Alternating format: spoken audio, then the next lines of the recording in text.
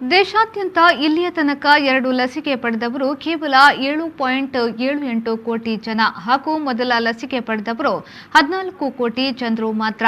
ಇಲ್ಲಿಯ ತನಕ ಕೇವಲ 15% ಜನರು ಮಾತ್ರ ಲಸಿಕೆಯನ್ನ ಪಡೆದಿದ್ದು, ಈಗಾಗಲೇ 3ನೇ ಕೋವಿಡ್ ಅಲೆ ಪ್ರಾರಂಭವಾಗಿದ್ದು, ಲಸಿಕೆ ಪ್ರಾರಂಭವಾಗಿ 7 ತಿಂಗಳು ಕಳೆದರೂ ಸರ್ಕಾರ 3ನೇ ಅಲೆ ತಡೆಯಲು ಮುಂಜಾಗ್ರತಾ ಕ್ರಮ ಕೈಗೊಳ್ಳಲು ಮುಂದಾಗಿಲ್ಲ ಎಂದು ದಕ್ಷಿಣ ಕನ್ನಡ ಜಿಲ್ಲಾ ಕಾಂಗ್ರೆಸ್ ಅಧ್ಯಕ್ಷ ಹಾಗೂ ಎಂಎಲ್ಸಿ ಹರೀಶ್ ಕುಮಾರ್ ಆರೋಪಿಸಿದ್ದಾರೆ. ಸುದ್ದಿಗೋಷ್ಠಿಯಲ್ಲಿ ಈ ಕುರಿತು ಮಾತನಾಡಿದ ಅವರು, ಇನ್ನು 2 ವರ್ಷ ಕಳೆದರೂ 100% ಕೋವಿಡ್ ಲಸಿಕೆ ನೀಡಲು ಸರ್ಕಾರಕ್ಕೆ ಸಾಧ್ಯವಿಲ್ಲ. ಮುಂದಿನ 2 ತಿಂಗಳಲ್ಲಿ 75% ಜನರಿಗೆ ಲಸಿಕೆ ನೀಡುವಂತೆ ಒತ್ತಾಯಿಸಿದರು.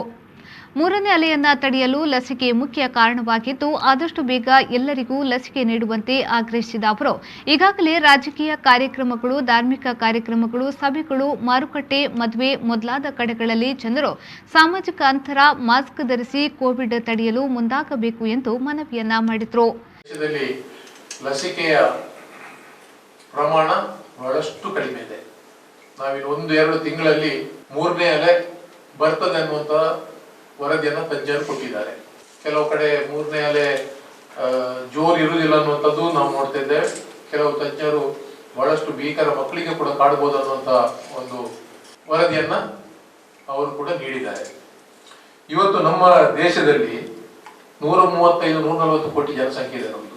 ಇವತ್ತು ನಾವು ಕೊಟ್ಟದ್ದು 2 ಡೋಸ್ ಕೊಟ್ಟವರು 7.78 ಕೋಟಿ, ಅಂದ್ರೆ ಬಹುಶಃ 5.7%.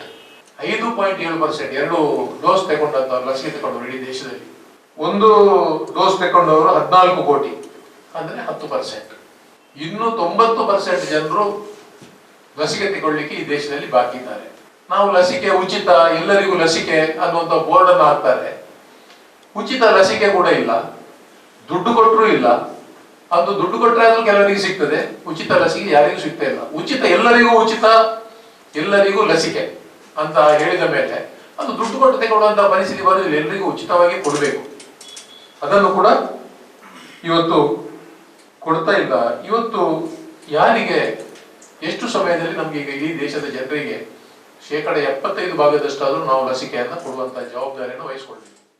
ಈ ಸಂದರ್ಭ ಸುದ್ದಿಗೋಷ್ಠಿಯಲ್ಲಿ ಸದಾಶಿವ ಉಳ್ಳಾಲ್, ವಿಶ್ವಾಸ್ ಕುಮಾರ್ ದಾಸ್, ಪ್ರಕಾಶ್ ಸಾಲ್ಯನ್, ಗಣೇಶ್ ಪೂಜಾರಿ, ಶುಭೋದಯ ಆಳ್ವ, ಸುರೇಶ್ ಕೋಟೆಕರ್, ಅಭಿಷೇಕ್ ಉಳ್ಳಾಲ್, ನಜೀರ್ ಬಜಾಲ್ ಮತ್ತಿತರರು ಉಪಸ್ಥಿತರಿದ್ದರು.